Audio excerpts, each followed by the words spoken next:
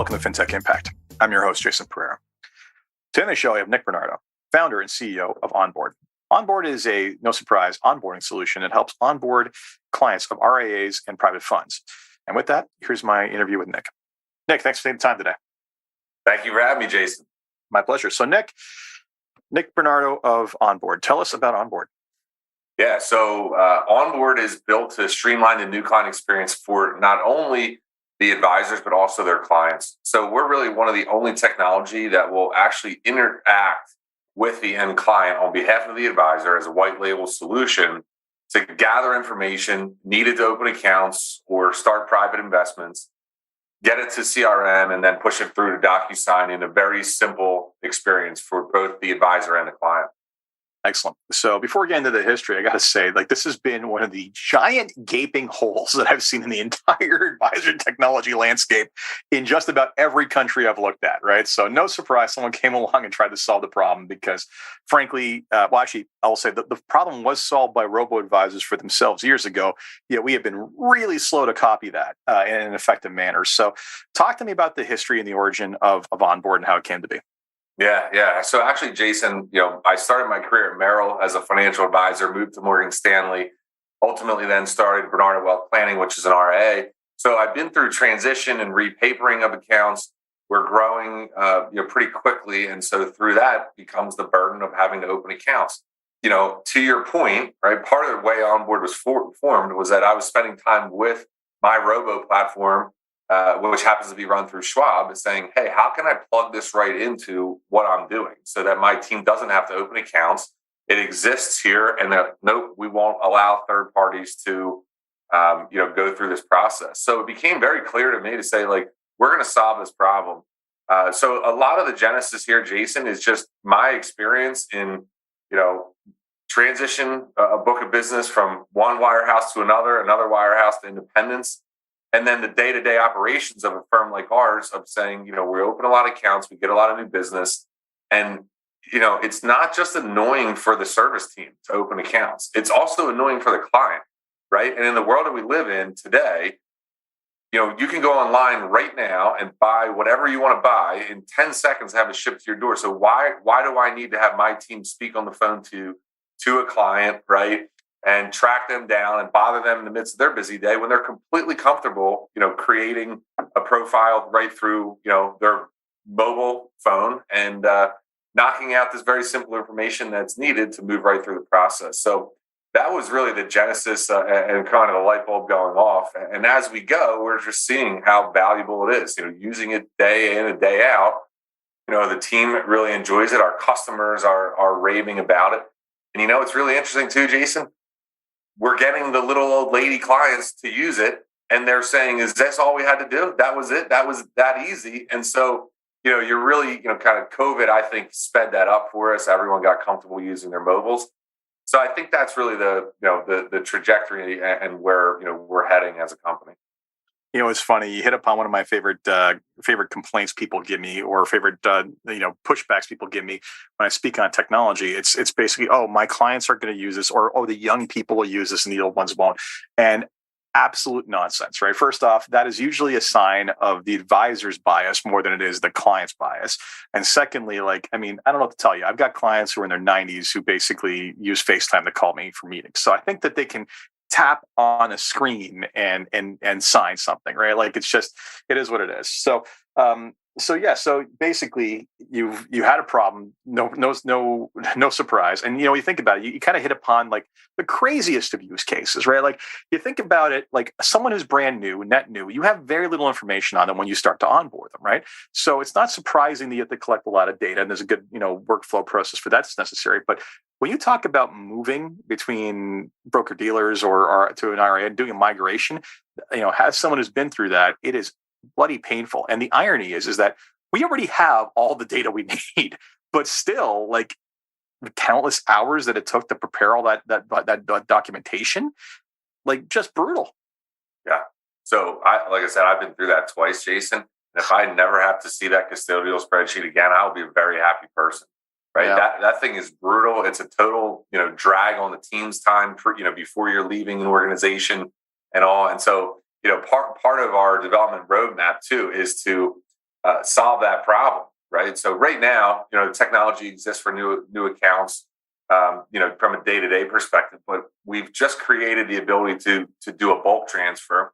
And so now we're working to eliminate that custodial spreadsheet so that if you're an advisor looking to leave a wirehouse or leave a broker dealer that's protocol or non-protocol, and you have all kinds of limitations around what you can take, we can accommodate that. We can win on that for you and save you a ton of time in having to build that spreadsheet and go account by account by account to put all kinds of data inside of an Excel spreadsheet to get to the other side of that relationship. So we think we're just kind of getting started along that line, and that's a massive problem, right? And not even that too in the independent space.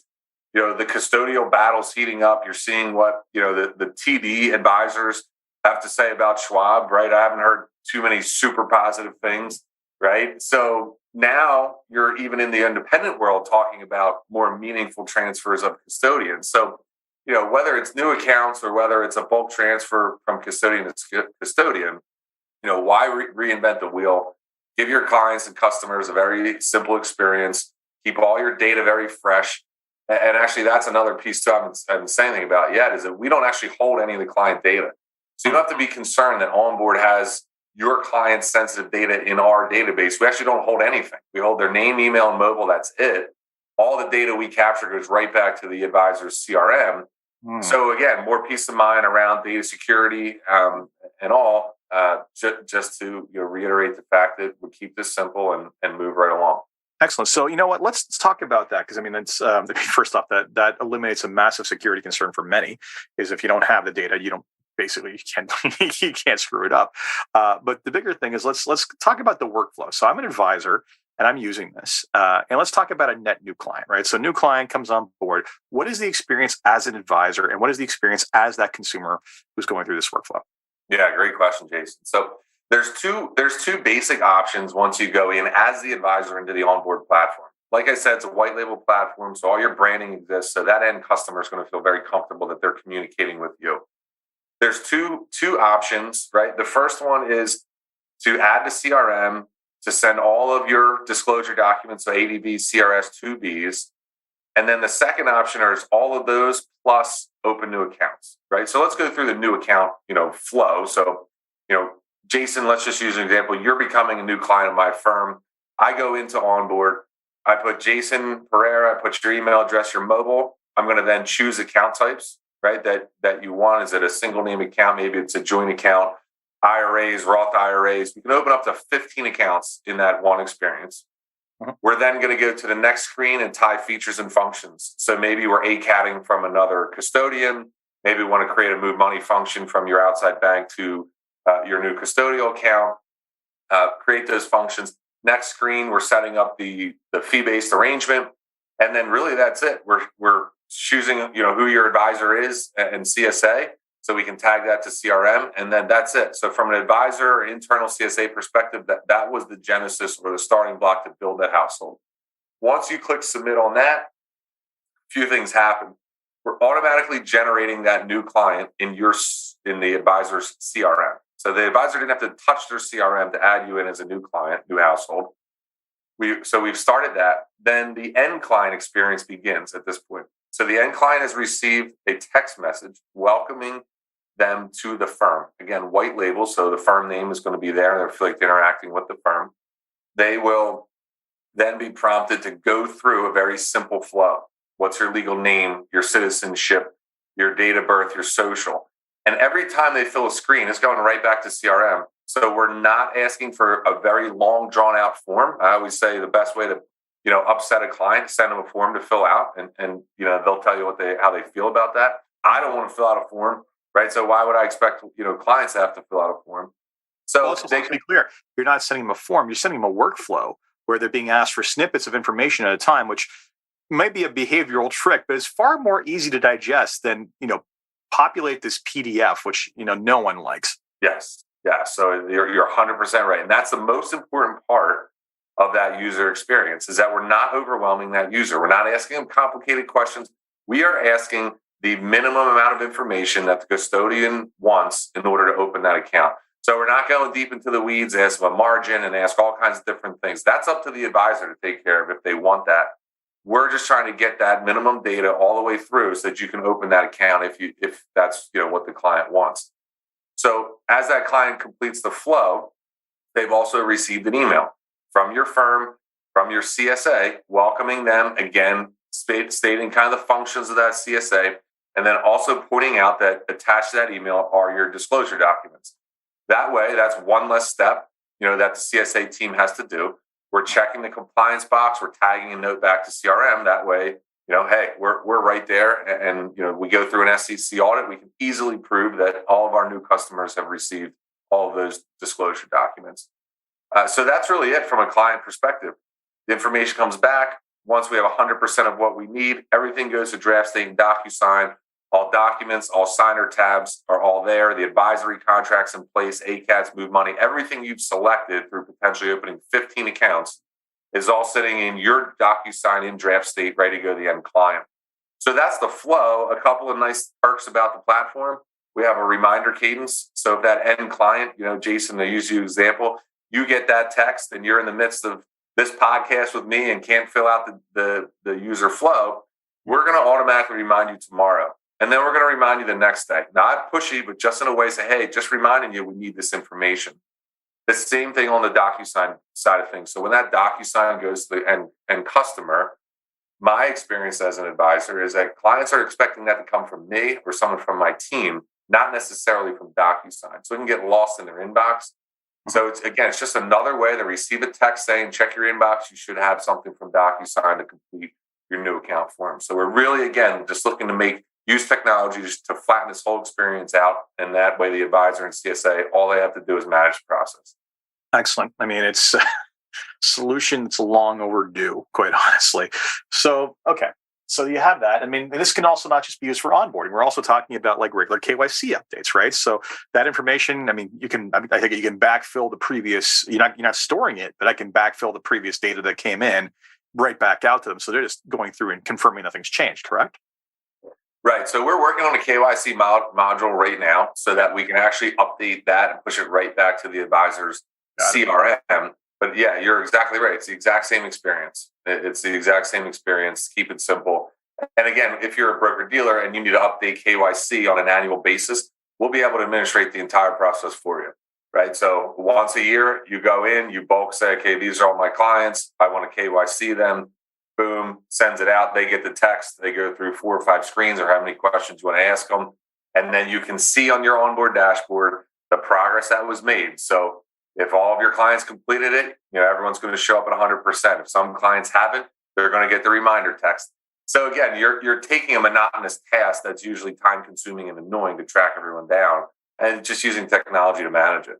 I hear you. I mean, also, the fact that you're integrating the CRMs, besides being a vital piece, because everybody wants their data in one place and does it speak both places. I mean, I also think it's one of these things about the experience that's so broken, right? It's like, if I already have a piece of information on a client, I should never be asking to fill out a blank form that doesn't have that information already pre-populated in, right? But if that's out of date, sure, they can modify it, but otherwise it shouldn't be the case. Now, let's talk about a couple other things too. So in particular, let's talk about the impact you're seeing here. I mean, you're the guinea pig on this. I mean, the reality is that it's not just you had some metrics here on like the amount of the cost per package in terms of postage and printing alone is over $10, approaching $20. Talk to me about the human hours. Like, have you benchmarked the amount of time per account opening that it takes in the conventional method versus what you're doing now? We're working on that, and it's hard to measure, right? Because some clients are very buttoned up and get us the information and can move through it quickly in that manual experience, right? So what I would tell you is that the majority of clients or the majority of time that CSA spends to open accounts, most of it's back and forth, trying to track people down to get on the phone and gather that data, right? So that's a big time drag. Again, bad experience for your client. So I would say, we bring a process that usually is about an hour and a half, right? If you kind of said average household has 5 new accounts, 2 clients, and then features and functions, about an hour and a half is easily the man hours on just the advisor side to go into getting the data from the client, putting it all into the CRM, pulling it all into DocuSign, populating all the features and functions, and moving through it. That process, by using Onboard, is probably less than 10 minutes. So you've gotten back an hour and 20 minutes at least in your CSA team, so that CSA team can go back to doing things that are actually positive, revenue producing, client relationship building, whatever it might be. Or maybe it just saves you from having to hire another admin as you continue to grow. So we're really experiencing that, with our team. We're hearing that from our clients as well. And again, I think a lot of advisors don't pay attention to the client experience as much as they should. From a client experience side of things, there's no more back and forth trying to schedule a call or schedule a meeting to get this data. You do it on your own time. You could do it at 11 o'clock in your bed at night if that's, the time that you have available to complete this really simple flow. So it really is, adding a ton of time back to both the advisor team and the client. I mean, 10 minutes, that's insane. I mean, I think some of the complex cases my staff is at the setup, looking at husband, wife, joint accounts, kids accounts, corporations, trusts, you name it. And that up. And there's times they spent the full day getting all that paperwork together, right? And then of course the other issue comes down to the data validation, right? So you by hand, how many times does someone basically forget to fill out a cell or a field, right? So if you've got that all centrally mapped and the logic's all there, I'm guessing I can't get to the end without everything being populated first, right? So you're absolutely right. Yeah. So on the Onboard dashboard, you will see the progress of your client, right? So you'll see that the text has been sent out, and then so if the client opens it and completes 10 or 15%, you will see that tracked in real time right on your Onboard dashboard. You can't get to DocuSign. You can't get to the draft state of all these documents until the client reaches 100%. So what that means is that every box on the form that is required by the custodian is filled out in DocuSign, right? It doesn't prevent a client, a customer could still, fat finger their social and type that in wrong, right? There still could be an element of human error there, but you're definitely not going to experience, this box wasn't filled out, and you get the NIGO back from the custodian. You go, oh shoot, I forgot to check this box or do, X, Y, or Z. So that creates, again, more efficiencies. Yeah, well, the signatures, I often make the joke of, how many times has all the forms been filled out, but whoops, you missed a signature on page 47 of 150, right? Like it's just, the sign here stickies are not infallible. But if you're essentially controlling those templates, you're once this is done the first time, it just repeats itself. So huge savings there.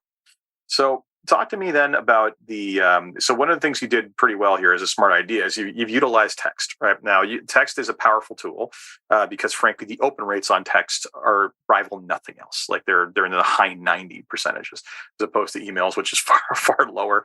Talk to me about how you leverage text as a means of engagement of the consumer. Yeah. I mean, text was a no-brainer to create the platform off this, right? And a lot of that, again, comes back to the time of, that a client is spending trying to get this information done. So yeah, it was a no-brainer to develop it with a text-based, solution. The user can also, as they get their welcome text too, if they feel like they want to do this on their desktop, there's another link in that same text that just says, you want to switch to desktop, click here. So you can click, and then it's going to email you the same exact link to get in and complete the data. So, it's much more responsive. All the research points to, again, it's on our website that shows, how much faster people react to text messages versus email, and then how much simpler, that experience is. So, really that was a no-brainer to run it all through mobile. And again, because we're not sending you some big form, it's so easy on a mobile device. It's screen by screen, question by question, simple flow. So we're not inundating that user with some big form that inside of mobile is going to be impossible to read or just create, confusion. So yeah, the text piece was a no-brainer. And again, especially for the reminder side of things, people are busy, right? So getting people's attention via text message and a reminder to say, hey, by the way, we need to get this done. We're finding that, response times are faster and reaction to it is been more positive. I mean, yeah, you have a benchmark here, like 90 seconds, like getting a client to reply in 90 seconds. There's nothing else that even comes close to that. Yeah. Crazy. Okay. So bottom line is you built a better widget for how to basically make people how to open accounts and maintain them. So that's the core of it. Like, what else do you see happening here in terms of what you're building as a platform? Like, where do you see it developing beyond just the account opening piece? Yeah, it's a great question. I mean, Jason, that's one of the challenges that, as a team we face, because the opportunities for Onboard are endless, right? Any business that gets new clients and needs information to get from the client to their database and potentially, signed off on a form, that's our opportunity, right? That's what we're doing and where I think we're really, disrupting the market. So, a couple things that are on our roadmap, right, inside the financial services space. So we're developing a product right now for private investments, right? So think, hedge funds, private equity, private real estate, where you have a big subdoc, you have a PPM, you have all that, forms that need to be populated, the same type of experience, but just going into, private investment forms. So that product is in the process right now. We expect it to be out early in the first quarter. That right there, I do a lot in the private investment world. I even have our own private fund that, we run through my RIA. That's a big lift as well, right? And so you think about some of these real estate companies or venture companies that are raising capital once every 3 years. They don't have the manpower to go and document all of this, all of their new subscribers' information while they're raising money, while they're trying to put money to work, make investments, and probably managing a fund that they're trying to shut down on the back end. So the private world is an area that, we're about to break into, and I think do some meaningful damage. We already have a couple of customers, lined up there. And then we're also looking at the insurance space as well. So that's another area that, again, same brutal process, right? Of, it's almost the same as you said earlier with the robo platform in the insurance space. You can go online right now to Geico and sign up for insurance, right? But I believe there's still consumers out there that say, I still want a local advisor. I want someone to help me with my situation, right? So you want that advisor-led digital experience. I'm a huge believer in how in technology in our industry, advisor-led digital experience. So insurance is the same type of thing, right? You're going to use this product. Onboard is going to be used by insurance companies to work with customers. They're going to, create sales, and then they're going to use Onboard to consummate that sale and execute. So that's kind of a taste, Jason, of the couple things we're out there, really working on in the marketplace now. I think it's smart. It's interesting because, the opportunity, like I said, the opportunity is so gaping. The hole is so big across the industry and so many different verticals you just identified. The reality is that, I have these conversations with other startups, and they're talking about how vertical they're going to go, like where further up or down the value chain they're going to go. Whereas you're talking about going wide, right? You're talking about how do we solve just the opening piece for everyone? And I think, frankly, the opportunity is so big and the gaping hole is that large that you can focus on just that and provide an immense amount of value. I still think that there's little things just below that. Like, are there workflow automations that you can build into your system? Are there additional things in terms of like just KYC schedule, right? Like, hey, I'm overdue to, does the advisor even need to trigger this like workflow at all once it gets to a certain date of it being stale, right? Like that sort of stuff. Very, very simple, like anything related to that kind of account management communications piece, I think you can go, but that's not a very big move away from what you're doing now. So I think it's a wise decision to kind of focus in there. Yeah. Features and functions. We have an unbelievably long list of features and functions that we want to put out there, but right now it's about solving the core problem, right? And showing the most value to saying, this is the problem, we've solved it. And, then from there, as we continue to scale up, we can start to build out more features, functions. But yeah, I 100% agree with you, Jason. The opportunity is enormous. Yeah, it's funny. It's one of those things where a lot of the conversations with the companies I even advise, it's, I refer to myself as one of the chief squirrel killers because, when you're starting off, you have all these opportunities, right? And you can very easily die of opportunity and digestion than starvation, right? And then more often than not, if you just nail one thing incredibly well in an opportunity like you have, you're going to be so busy doing this for so many different verticals that other stuff, it's like, well, that'd be nice to get to one day. But just as long as you deliver value at the core, you're going to do well. Jason, when I first started into technology and building technology, I got accepted into an accelerator program in Miami, worked with a consultant who was a Harvard. He was from Spain, Harvard business guy, super, super smart, thick Spanish accent. And he says to me, as we're kind of talking through this concept, he's giving me advice on building and how to keep, how to go and stay focused. And he looks up at the light bulb and points to it in his office. Is that light bulb up there? And I say, yeah. He goes, that light bulb has 200 lumen. I have no idea. I'm not a scientist, right? So I'm just throwing this out there. 200, 1,000 lumen, just say 1,000. And he says, and when I flip the switch in my office here, that light bulb lights up the whole room. And he's like, and that's great, right? And he says, well, what I'm trying to tell you here is if I take that same 1,000 lumen and put it into a laser, I'll cut this desk in half. And he's like, and so you need to be the laser. He's like, you need to stay laser focused. You need to be absolute killer and be the best at what you're doing, because you don't want to light the whole room. No one's going to care, right? You need to cut the desk in half. So Jason, I think about that almost on a daily basis when it comes to all these different things out there and ideas. It's like, we're going to stay really solid. We're going to stay super focused, knock this all out. And then, the time will come to build all the features, functions, and keep rolling. That's it. Excellent. So, Nick, before we wrap up, there's 3 questions I ask everyone to end on a positive note. The first question I have for you is, if you had one wish for something you can change in your company or the industry as a whole, what would it be? Man, that's a good question. One wish. Stumps everyone. Wow. My one wish is that, people would, I'll say, all right, here's my answer to that, Jason. I am a tech-forward person in the way I think about my RIA, right? That was a lot of the reason why I started. It's like, we need better technology. And I would say in our industry, there are so many big firms, right, that have people building technology that have never sat across the desk from a client. And I think that's the biggest hang up that we face as an industry, is technology is being built by people who don't interact on a day-to-day basis with the use case they're trying to solve. Mm-hmm. So I can't solve all the problems of the world, right? I'm trying to knock this one out.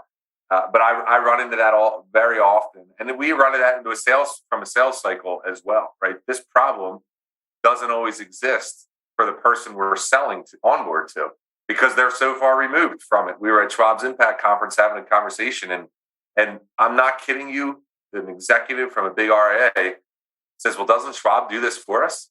Right? We kind of chuckle. We're like, no, not even close. They don't touch any of this. So that would be my response there, Steve. It is such an inherent challenge across the entire industry. Everything from executives in charge of things who don't understand what's possible with technology, or just don't understand what the actual live fight. Either the generals get so detached from the privates, they have no idea what the battlefront looks like anymore. So it's a very common problem I see everywhere. And it's funny. I've literally been in pitch meetings for my broker dealer where they sat through and basically went through what the actual labor cost was to solve this one problem, only to see the senior executives turn to their staff members and like, is this true? And they're just like, yeah. And it just hits them like a ton of bricks. Like, wait a minute, I'm sure that same person who said, doesn't Schwab do this for us? Basically suddenly is like, wait a sec, how many people am I employing to handle this right now? Are you kidding me? Right? Like that's going to be the challenge. So, endemic, unfortunately. I mean, it's, short of having everybody understand a little bit of what's possible, it's tough. The second question for you is, what's been the biggest challenge in getting the company to where it is today? Biggest challenge in getting the company where it is today? I would say just, development time. It's the development is tough, right? We're not large enough to have our own development team at this point in time, so we've outsourced it. We've worked with wonderful developers as well. So go on record saying that we have a great development team, but it is it's an expensive battle, and it's got to be moving as fast as possible, but sometimes just doesn't move as fast. So I would say that's can be a frustration. Look, even the most staffed up technology companies I know still struggle with you never really move as fast as you want to in tech. That's sure. Great. And then the last question I have is, what excites you about what it is you're working on and keeps you getting up in the morning to keep on fighting the fight that is entrepreneurship and startups? I just see this as such a value that I get up in the morning and I'm pumped up to solve this problem, to open people's eyes to it and say, wow, this tool is simple and it really, really adds value to our business. and to our client relationships. So I'm all about that. That's what I think. This isn't just some ancillary, widget that you may or may not be able to use. So I really think it's a core technology for almost every RIA in the country, and maybe even in the world, as you and I've talked about before. So yeah, that gets me really fired up that the opportunities here are pretty vast. Absolutely. Well, Nick, thank you so much for your time today. I very much appreciate it. Pleasure, Jason. I really enjoyed it.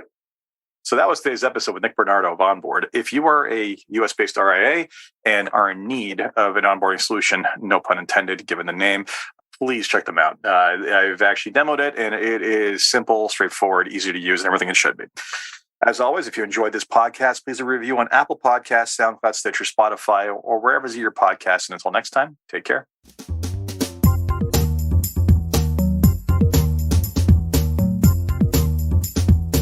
This podcast was brought to you by Woodgate Financial, an award-winning financial planning firm catering to high net worth individuals and their families. To learn more, go to woodgate.com. You can subscribe to this podcast on iTunes, Stitcher, and Google Play, or find more episodes at jasonpereira.ca.